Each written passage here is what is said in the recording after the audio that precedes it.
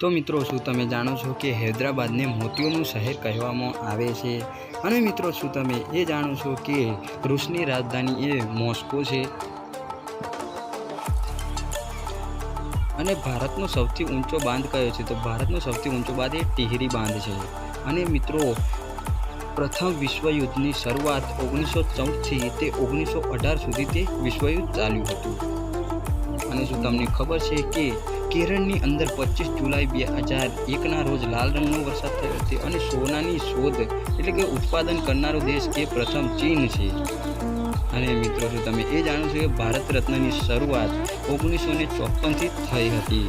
અને એક એવો સાગર કે જ્યાં માણસ ડૂબતો નથી અને તે સાગરનું નામ છે મૃત સાગર.